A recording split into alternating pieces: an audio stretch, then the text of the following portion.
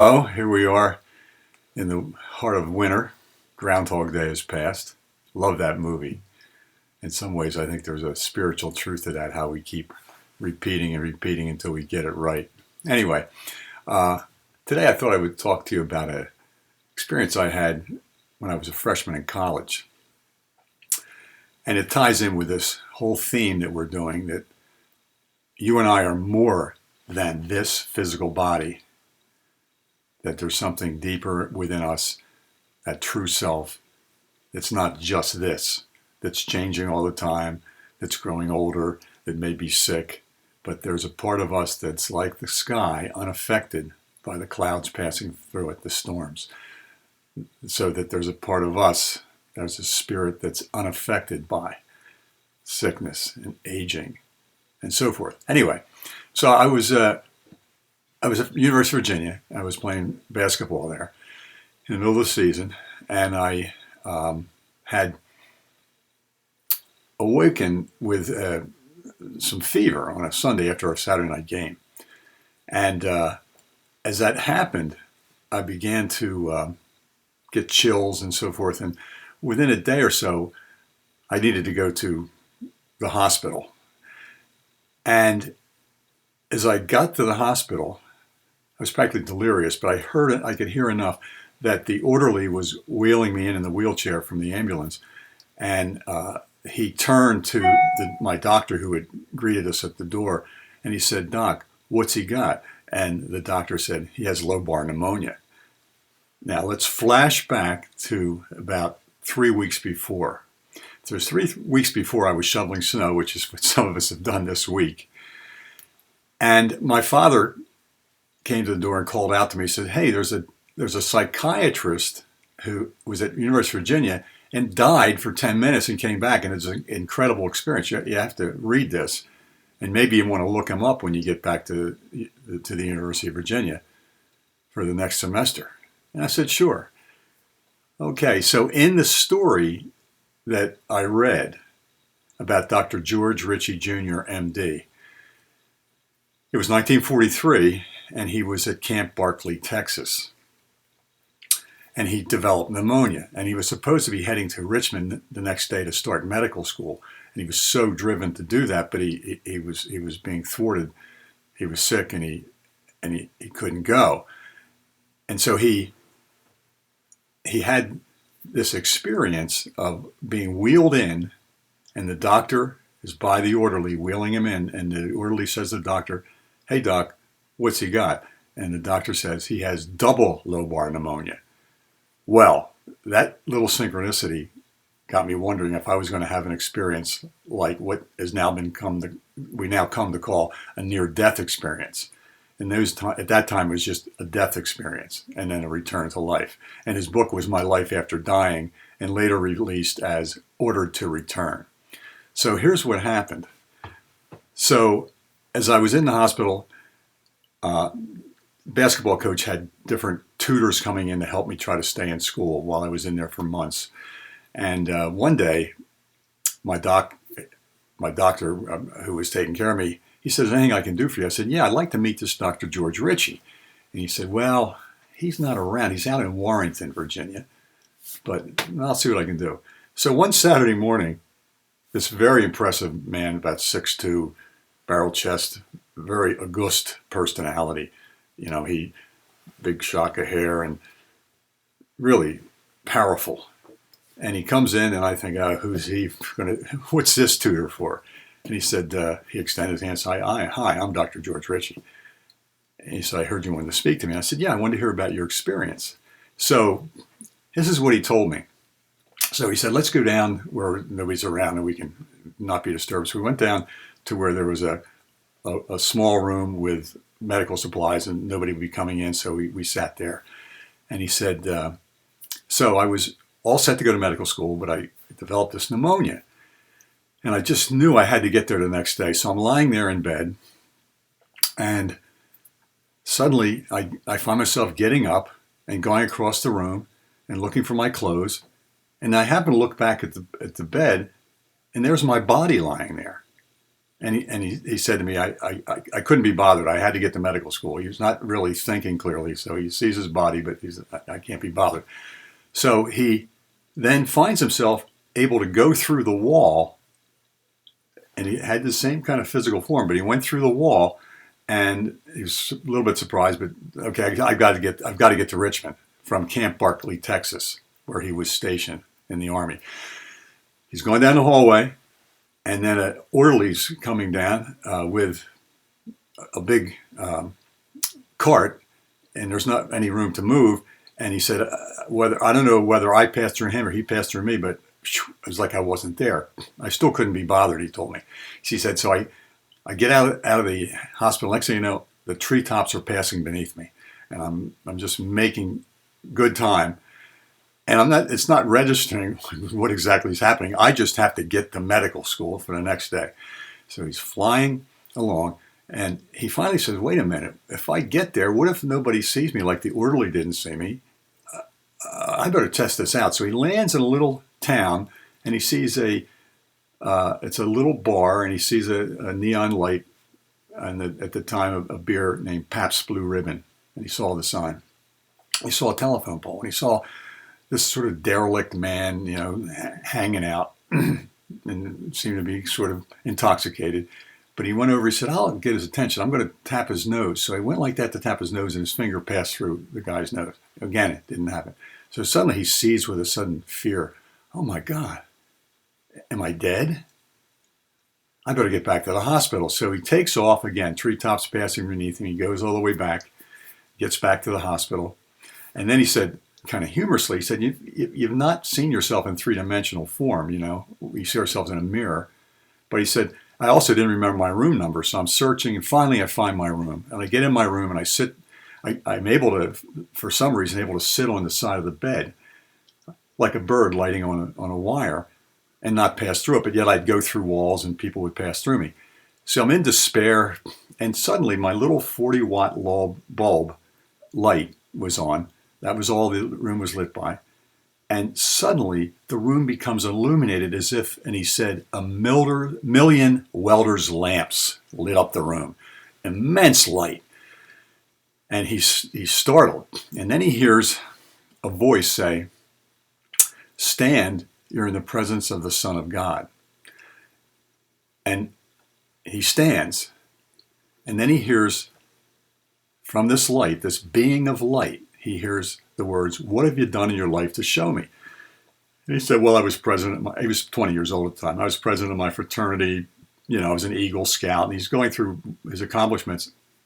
And he hears the being of light say, no, what have you done in your life to show me? And then he said his life in like panorama, like at the Gettysburg Museum for the Battle of Gettysburg, all around him was his whole life flashed before him.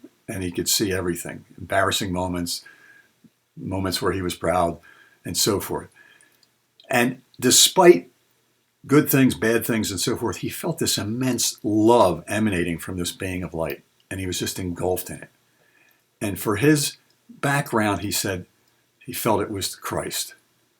And so he said he was in his words, namby-pamby Jesus, in terms of the depictions of Christ in artwork.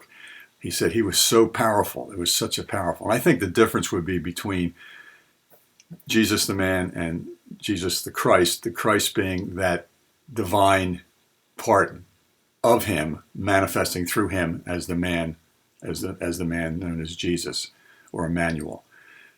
So he said at that point, Christ said, come with me, I have something to show you. So he took his hand, and almost like those movies of Scrooge flying with the ghost of Christmas past, he flies over Camp Bartley, out of the camp into the town, and over a red light district.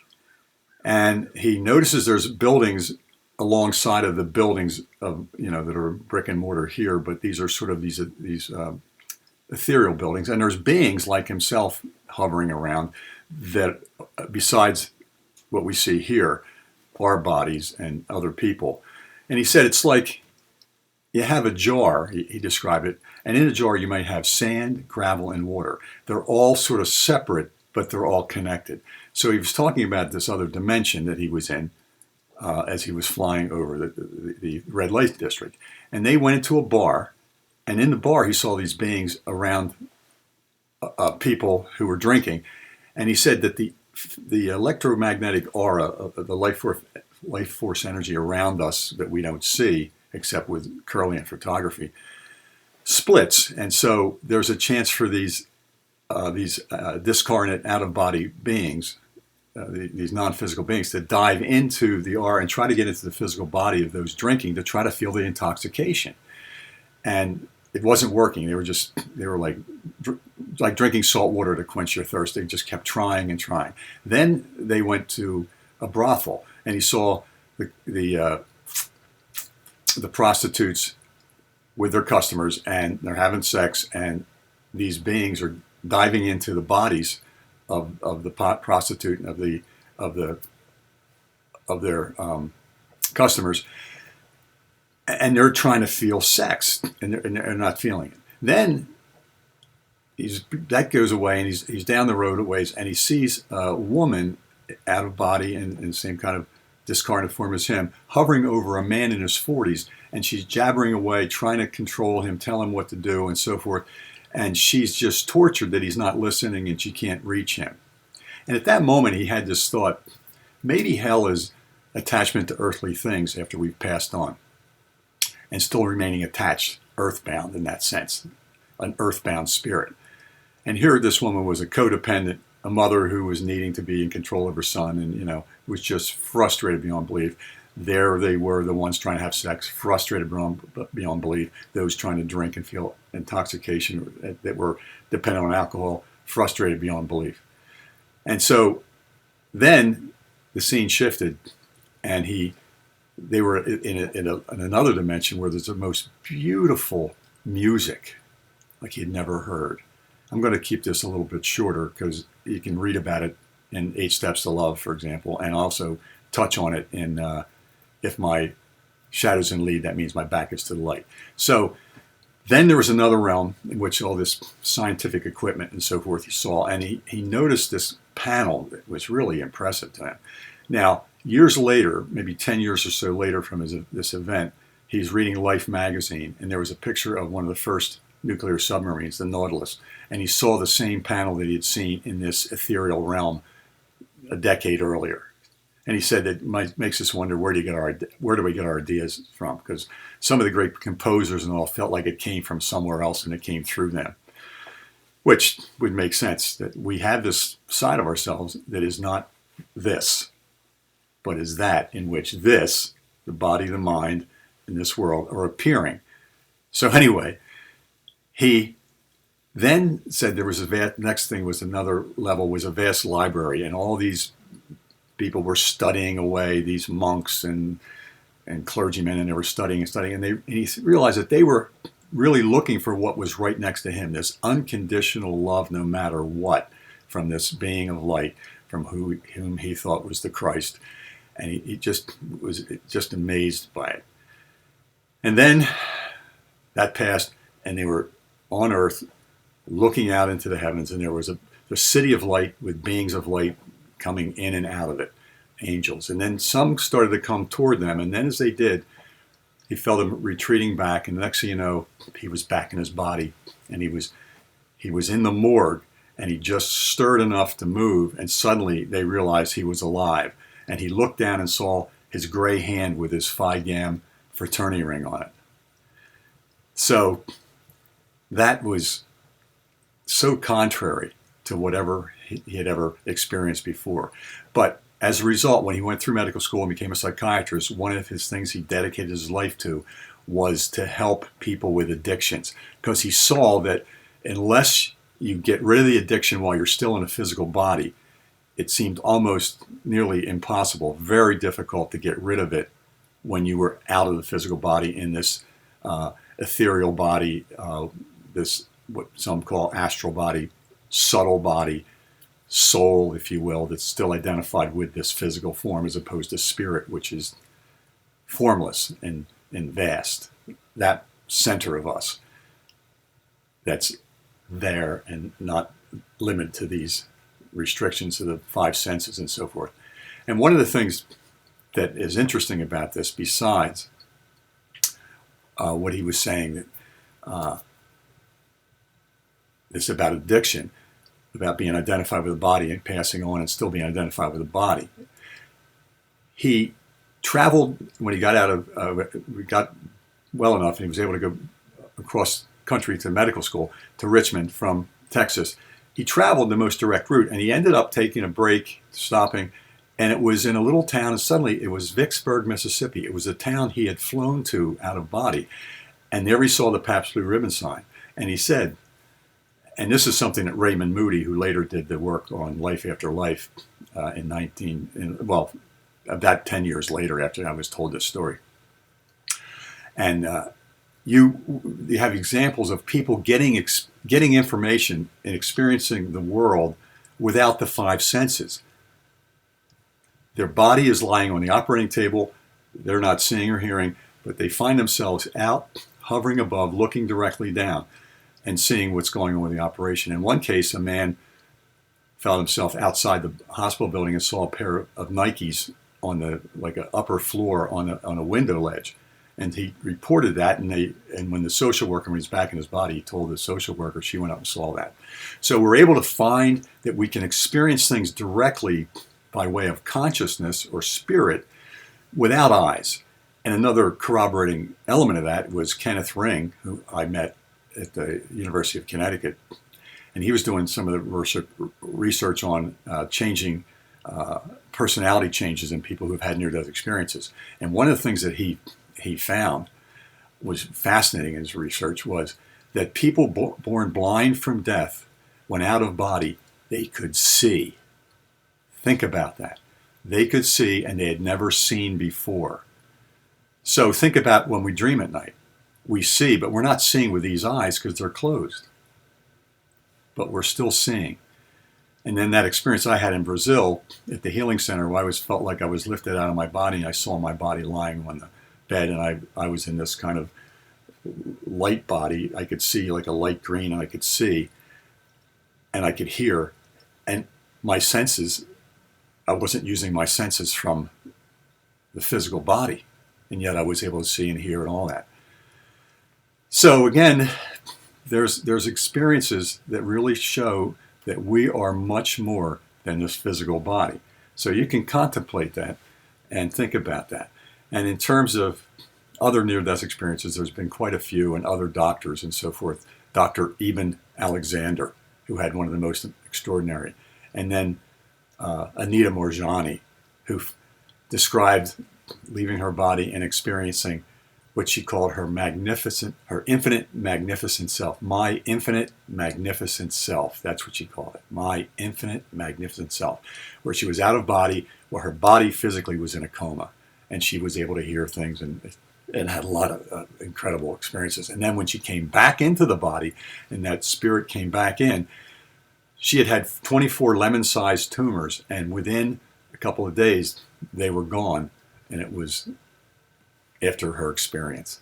So keep in mind this week, you and I are much more than our physical body. So that when you look at the morning sun, you can say, thank you for reminding me that I am that stable, enduring, unchanging light of consciousness in which all this, the world, and this, mind and body, are appearing and disappearing, coming and going in my awareness. So think about that and have a great week, and I'll talk to you next week.